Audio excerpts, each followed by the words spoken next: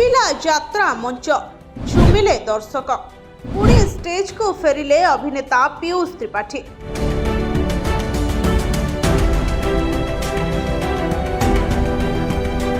यात्रा bad boy Piyush Tripathi को नहीं लगी रही विवाद एबे बोधुए शेष होइछे। वर्षे पाई ऑपेरा मंचरू विरति नैथिबा पीयूष पुणी थरे स्टेज रे नाटक करी दर्शकों को मनोरंजन करिसेंते। आउ मंचरू फेरिबा परे गणमाध्यम आगरे निजर दमदार डायलॉग टीए मारी कहिसेंते, दर्शकों को भल पाइबा पाई मु बहुत खुशी, आउ भूल हेबनी, भटे भगवान बल दियंतु बोली पीयूष कहिसेंते। गतकाली जाजपुर जिलार चंडीखोल्ले यात्रा सिंहबाहिनी मंचस्थ करथिला तू मो बजरंगी नाटक।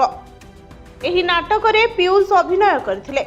नाटक देखिबाको यात्रा कैंप रे दर्शकों बेस भिड़ जमिथिला। पूर्वरु अभिनेता पीयूष त्रिपाठी को नहीं यात्रा सूर्य मंदिर और सिंहबाहिनी मालिकों मध्य तू तू मे लगी रही।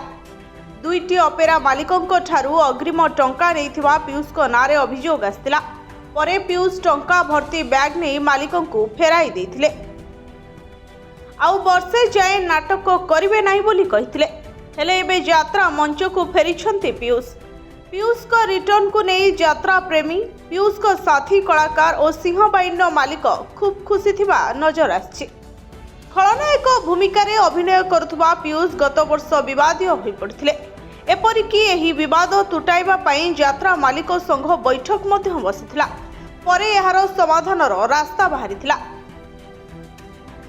तेबे बहु वाद विवाद परे यात्रा मंच को चढ़िछंती पीयूष। तेबे आगको पीयूष को नहीं यात्रा जगत रे विवाद छिड़ा हेउछि ना एठी सबु किछि रे पूर्णछेद पड़ुछि ताकू देखिबाको बाकी रहिला। ब्यूरो रिपोर्ट जनता टीवी।